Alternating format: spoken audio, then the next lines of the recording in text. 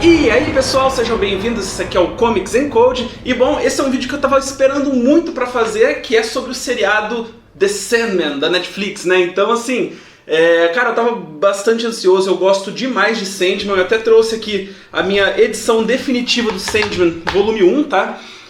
São 5 volumes, eu tenho 5 aqui comigo, porém assim, o que o seriado adapta na primeira temporada vão até as edições número 18, e esse encadernado ele vai até a edição número 19 ou 20, acho que é até 19 que ele vai, tá? Então assim, ele é um encadernadão grande, tá? Antes de a gente começar a falar assim do seriado, se você curtiu muito o seriado, ou então você ainda não assistiu, mas caso você assista e fala, pô, o Victor tava certo, o seriado é muito bom, quero conhecer mais, comprem isso aqui, olha, Sandman edição definitiva, volume 1. Ele é um pouco caro, tá? Então talvez se você conseguir um desconto aí vale a pena. Agora que, nesses dias que saiu o seriado, a Panini lançou alguns cupons. Mas caso você não queira, você pode procurar a coleção Sandman de 30 anos, volumes 1, 2 e 3, que compila tudo que está aqui nesse encadernado, tá?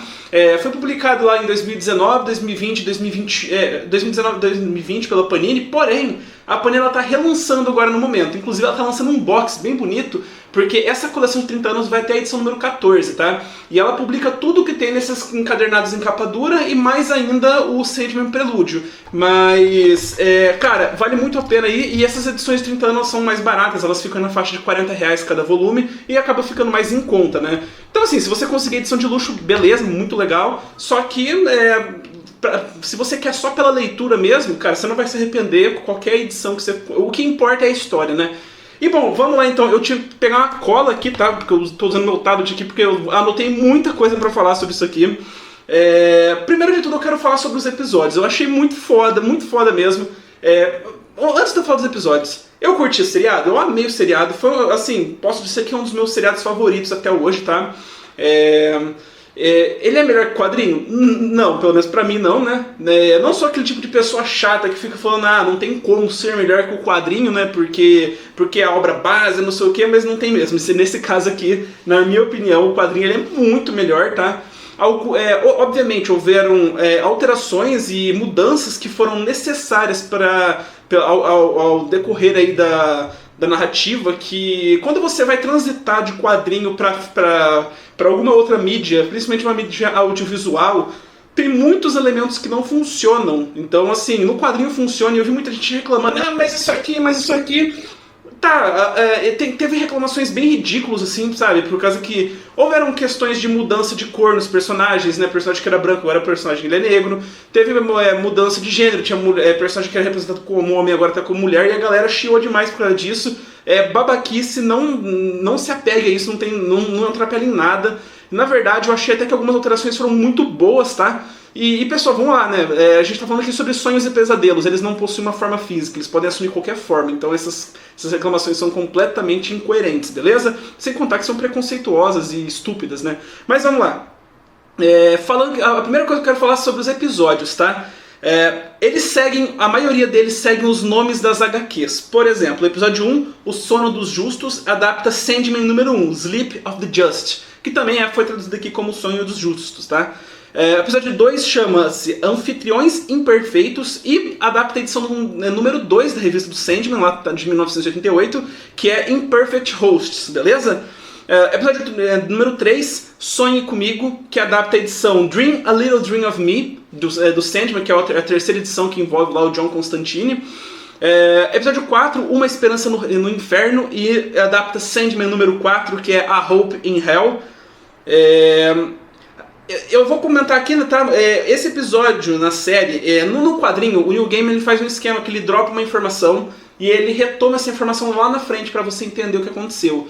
No seriado, nesse episódio 4 aí, ele fala sobre a Nada. A Nada ela vai ser explorada lá na edição número 10, que chama Tales in the Sand, tá? Contos na Areia. Só que o seriado ele não adaptou esse episódio nessa primeira temporada. Eu espero que eles adaptem na próxima temporada, porque no episódio 4 a gente vê a Nada chamando o Sandman de Kaikuda, né, que é o ser que ela via o Sandman. Eu vou comentar isso mais pra frente sobre essa questão de quem vê o Sandman, tá? Quem vê o Morfeu. O episódio 5 chama-se Sem Parar e adapta a edição número 5 do Sandman, que é o Passengers. O episódio 6, que é 24 Hours, e o episódio 7, que é Sound and Fury. Então é Passageiros, 24 Horas e Som e Fúria, tá? O episódio 6, que é um dos meus favoritos aí do seriado, tá? De todos, assim, ele chama O Som das Asas Dela, e adapta as edições número 8 de Sandman, que é The Sound of Her Wings, e a edição número 13 de Sandman, chamado Man of Good Fortune. Então, O Som das Asas Dela e Homens de Boa Fortuna. O episódio 7 a gente já entra no segundo arco da série, tá? Então, o primeiro arco é Prelúdios e Noturnos, que adapta aí as 8 primeiras edições aí do Sandman. E depois a gente vai ter o segundo arco, que é a Casa de Bonecas, tá? Que vai na edição número 10 até a 16. Então, episódio 7, Casa de Bonecas, adapta Sandman número 10, Doll's House, e Sandman número 11, Moving In. Então a Casa de Bonecas mudando-se, eu não lembro qual foi a adaptação na HQ aqui no Brasil de Moving In, tá? Eu acho que é mudando-se ou coisa do tipo. Episódio número 8, Brincando de Casinha, adapta a edição número 12 de Sandman, que é Playing House. Episódio número 9, Colecionadores, adapta em uma parte de Sandman número 14, Collectors, tá? Mas não adapta a HQ inteira, porque no Collectors é quando o Sandman tem o confronto dele com o Coríntio. E isso acontece no episódio 10, que é o Corações Perdidos, que adapta as edições número 15 de Sandman, que é Into the Night, e 16, que é o Lost Hearts, beleza? Por fim, a gente teve um episódio surpresa, né, que foi o episódio Sonho de Mil Gatos e Calliope, que adapta aí as edições de Sandman número 18, A Dream of a Thousand Cats, e Sandman 17, Calliope. Por que eu falei nessa ordem? Porque o episódio, primeiro ele tem Sonho de Mil Gatos, que é a edição número 18, e depois tem Calliope, que é 17. Mas assim, embora a ordem seja 18 e 17, elas não têm ligação alguma, então não tem problema se mostrar uma antes da outra, tá? Beleza? Sobre os atores, antes de começar a falar sobre a história, são vários atores que tem no seriado, eu não vou lembrar o nome de todos, obviamente, mas eu anotei alguns que pra mim se destacaram. Obviamente, o Tom Sturridge, como Sandman, né? Eu acho que eu falo o nome dele certo, né? Tom Sturridge, isso aí, o Tom Sturridge. Cara, eu achei que ele incorporou muito bem o Morfeu, ele conseguiu passar até um sentimento diferente do que eu vejo no quadrinho, porque no quadrinho você vê um Sandman muito mais seco, muito mais frio, muito mais distante. Aqui, eu vi muita gente até zoando, assim, que parece que o tempo todo ele tá querendo chorar, né? Que parece que o tempo todo o olho dele tá cheio de lágrima. Eu acho que isso foi proposital para passar um sentimento pro personagem de como que ele tá percebendo o mundo logo após ele ter se ficado preso aí durante quantos anos que ele ficou mesmo? 106 anos, né? Que é uma diferença também do quadrinho, eu já vou comentar sobre isso. Eu gostei demais do som do Tom Sturridge, tá? Eu acho que ele, cara, passou totalmente o sentimento, assim. Tem uma ressalva que eu gostaria muito que o olho dele não fosse um olho humano, né? E sim que fosse algum efeito especial de uma luz branca no olho dele, porque no quadrinho ele é assim, porque o resto do visual, pelo menos pra mim, tá muito fiel, tá muito legal. Eu entendo que eles tenham feito o olho dele como ser humano, o visual de pessoa mesmo. Porque senão ia ser muito trabalhoso toda a questão de pós-produção e ia perder um pouco da atuação do ator, ia perder um pouco do trabalho dele também, né, para passar esse sentimento. Mas eu gosto demais do visual do Sandman dos quadrinhos, eu gosto demais dessa questão de que o olho dele é só uma luz, assim, sabe? Porque ele é humanoide, ele é meio que uma criatura, ele é o senhor dos sonhos, o senhor dos pesadelos, o senhor o príncipe das histórias, né? Então, eu acho interessante que ele não tenha um visual 100% humano, e sim que seja algo que ele é quase que uma divindade quando você olha pra ele. A gente sabe que ele é tipo um deus mesmo, né? Mas é legal você olhar pra ele e ver meio que uma divindade. Mas isso é uma questão muito opinião pessoal. Não acho que ficou ruim o ator só normal. Depois eu também coloquei aqui a Gwendolyn Christie como Lucifer, adorei, tá? Eu achei que ela ficou muito parecida com o Lucifer no quadrinho lá na edição número 4, que é Hope in Hell. O Lucifer, ele não tem um gênero definido, homem e mulher, né? Ele é um anjo. Então eu achei muito massa que trouxeram essa atriz, que é uma grande atriz. Nossa, o papel de Lucifer dela pra mim foi sensacional. Passou uma imagem de um ser totalmente poderoso, na maneira que ele falava com o Sandman. Ele falou de maneira calma, ela falou de uma maneira calma, de uma maneira solícita, porém você consegue notar um tom de superioridade em relação a ele, por mais que ele tenha ganhado dela na batalha ali, tá? Eu também anotei aqui a Kirby Howard-Baptist com uma morte. Me apaixonei pela morte. Nos quadrinhos eu já me apaixonei pela morte, tá? Eu acho que é muito difícil alguém falar não gosta da personagem da morte. Ela é muito legal mesmo. E a Kirby Howard, cara, ela putz, ela fez um papel excelente, principalmente no episódio 6, cara. Eu não tenho o que reclamar, assim, ela... Não tenho o que falar. Pra mim, eu acho que é um dos melhores, ou o melhor episódio da temporada, tá? Ficou entre esse e o episódio 5, assim. David Thewlis como John Dee, tá? Então, ator bem famoso aí, já atuou em vários filmes, Harry Potter, Mulher Maravilha e entre outros.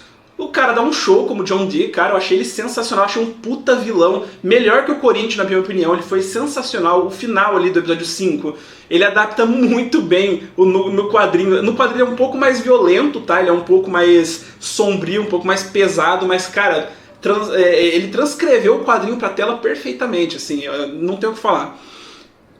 Deixa eu ver quem mais, a Vivienne Achipong, que é a Luciene. Gostei pra caramba. No quadrinho não existe a Luciene, né? É o Lucien. E o Lucien ele é representado como um homem branco, ele meio que élfico, parece que ele tem umas orelhinhas meio. Eu não sei se ele é um elfo, tá? Ele é um sonho. E aqui eles fizeram a adaptação com uma mulher negra. E cara, ficou sensacional, puta personagem muito bem desenvolvida, muito legal. A relação dela com o Sandman eu gostei demais também, tá? Porque ela é uma bibliotecária, porém ela assume várias tarefas do sonhar enquanto o Morfeu tá preso, né? Então isso foi sensacional. O Stephen Fry como Gilbert, gostei demais. Eu já gostei muito dele no quadrinho, né? O verde do violinista. Eu já gostei muito e aqui eu achei ele sensacional. Acho que ele representou muito bem aquele sonho, tá? Porque ele não é exatamente um ser, sim, ele é um lugar, só que ele tem uma personificação física, né? Então eu achei que ficou, nossa, muito legal. Aquela cena que ele salva a Rose lá naquele beco, na saída daquele clube, foi muito igual no quadrinho, assim, muito legal. A maneira que ele chega abordando ela, porque ele é fofo no jeito que ele fala. Porém, ele é muito bom no que ele faz, coisa. É muito foda. E por último aqui eu coloquei o Boyd Holbrook como Corinthians. Eu tenho algumas ressalvas quanto à maneira que introduziram o Corinthians na série, mas nada muito assim, em relação à atuação dele, a imagem que ele passa como Corinthians, eu gostei bastante. Achei que ele tem aquele tom de ameaça que a gente vê no quadrinho, embora eu acho que ele é um pouco mais assustador ainda no quadrinho, mas ele é meio debochado, ele faz piada, ele é um puta assassino, que ele assassina as pessoas de um jeito muito, muito brutal, né, que chega a dar uma aflição, que ele arranca os olhos da vítima e coisas do tipo, e ele é um pesadelo muito legal, né, cara, porque ele tem o olho dele são bocas, né, então é esquisito quando você olha pra ele, dá um negócio ruim, pelo menos em mim, eu acho muito foda, acho muito legal. Agora, eu já falei dos atores principais aí que eu identifiquei que pra mim se destacaram, tá? Algumas alterações. A primeira aí em relação ao Morfeu ter sido preso, né? Ele é preso em 1916, tanto na série quanto no quadrinho, que foi exatamente quando surgiu aquela doença do sono, né? Que era... Eu esqueci o nome da doença agora, vou deixar aqui escrito porque eu esqueci até de anotar ela aqui.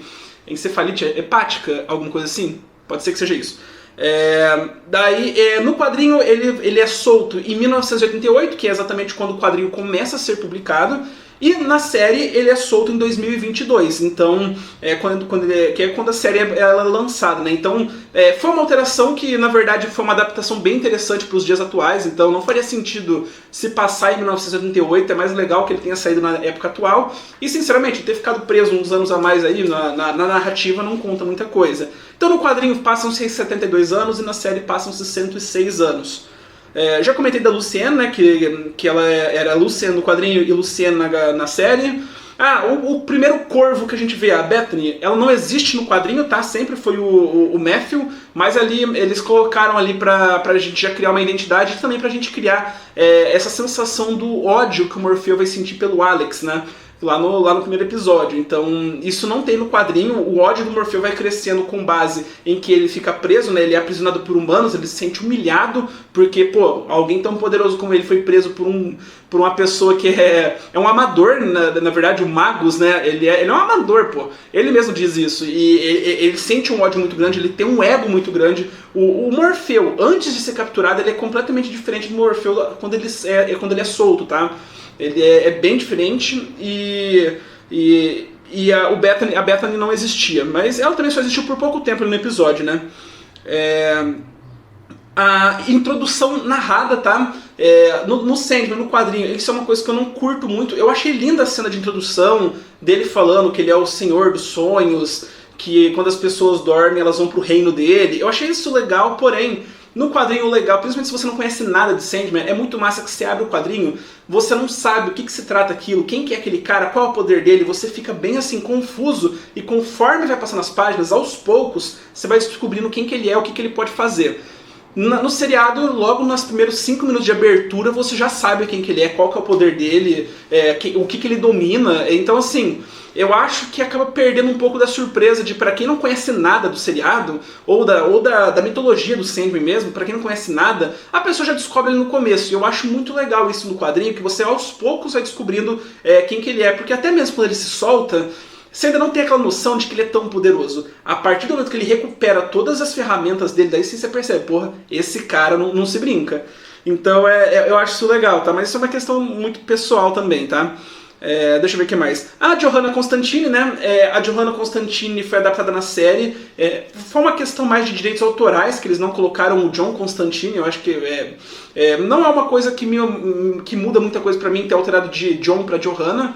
Existe a Johanna Constantine nos quadrinhos, que ela se passa em alguns séculos para trás, tá? Bem no passado. Ela já teve algumas passagens ali com o Morfeu. Só que aqui eles adaptaram a Johanna Constantine como sendo meio que um sósia do John Constantine, só que não é uma versão mulher, né? Exatamente por essa questão dos efeitos especiais, de direitos autorais. E assim, eu não achei a adaptação ruim, porém a personalidade dela eu acho que não ficou muito legal. Parece que não bateu muito, pelo menos pra mim, acho que foi dos episódios, foi um dos que eu menos curti, tá? Eu acho que a adaptação mesmo que não ficou legal, porque pra mim ela não tava me lembrando muito o John Constantine, tá? Mas assim, a atriz, eu acho que ela fez uma atuação muito legal, eu gostei da... Tipo assim, eu não gosto da maneira que adaptaram a personalidade dela em relação ao John Constantine, mas como um personagem único naquele episódio, eu achei ela legal. Ela é debochada, igual o John Constantine, ela é meio whatever, não tá nem aí pra nada, assim, ela só quer saber do lucro próprio. Isso é bem parecido com o John Constantine também, então isso ficou... Isso aí dá pra relevar tranquilamente, assim. O episódio não é ruim, tá? Tem até um começo ali que você vê que ela perdeu aquela menina lá e que ela se sente culpada por isso, que ela até fala que todo mundo ao redor dela morre, ou coisa do tipo. Isso é bem parecido com o John Constantine, tá? Então, assim, o episódio não é ruim, só que eu acho que ele foi o mais fraco nesse primeiro arco, tá? Continuando aqui então, de alterações. A gente tem a história do Caim e Abel lá no segundo episódio, que eu achei sensacional o jeito que eles adaptaram Caim e Abel, só que eu acho que ele ainda faltou um pouco. No quadrinho você sente um pouco mais de dó. A maneira que um irmão assassina o outro, eu achei muito legal. E tipo assim, o Gregory, né? No quadrinho, o Gregory ele não é morto pelo Morfeu pra recuperar o poder dele ou coisa do tipo. Isso foi uma alteração que fizeram na série que eu achei muito válida. Deu um peso dramático interessante pra como que ele recuperaria os poderes dele, né? Porque o Gregory é uma criação dele, então é parte do poder dele que ele tá absorvendo de volta.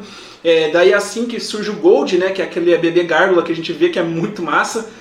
Muito fofo também. Mas, cara, eu gostei dessa adaptação que eles fizeram aí do Gregory, de matar ele e tal, porque no quadrinho o Gregory ele não tem tanta influência, assim, pelo menos nesse primeiro arco, assim, tá? Foi uma alteração que eu gostei. A gente tem mais histórias com o Alex no primeiro episódio, né? O filho do Birds. Então, assim, o Alex no quadrinho a gente vê bem pouco dele, quando ele vai crescendo e ele mantém o Morfeu aprisionado.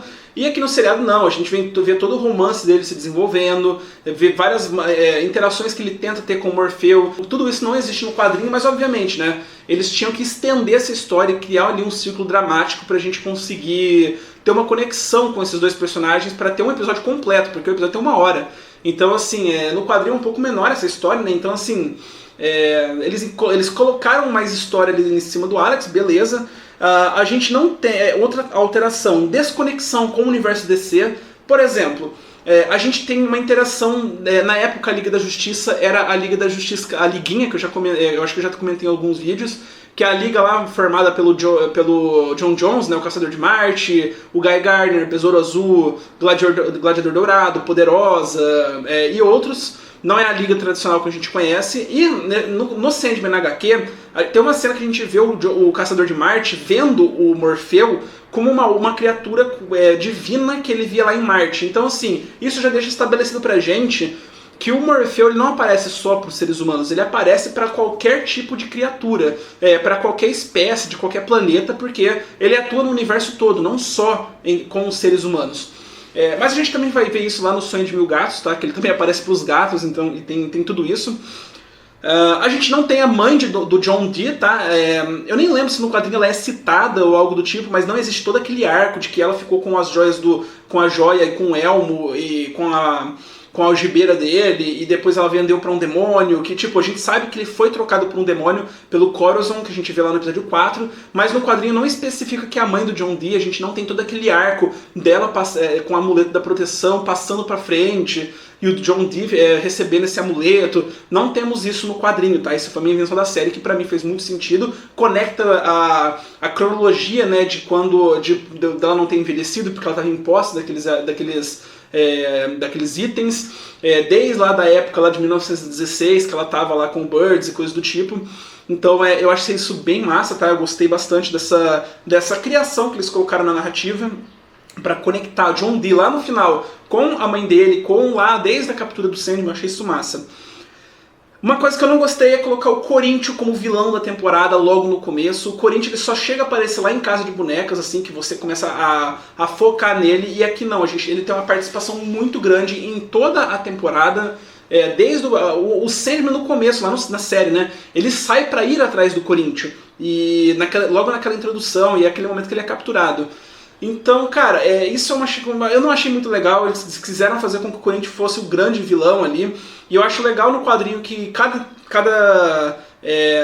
arco tem o seu grande vilão, né? Então o John Dee ele foi o grande vilão daquele primeiro arco. O Corinthians ele começa a ter um desenvolvimento a partir do segundo arco. E aqui eles quiseram fazer ele como vilão da série. Eu entendo que pra seriado isso funcione, pra você já ir colocando uma pista de quem que vai ser o grande vilão. É uma mídia diferente, como eu falei, então assim, isso é mais uma opinião pessoal. Eu não curti muito isso, tá?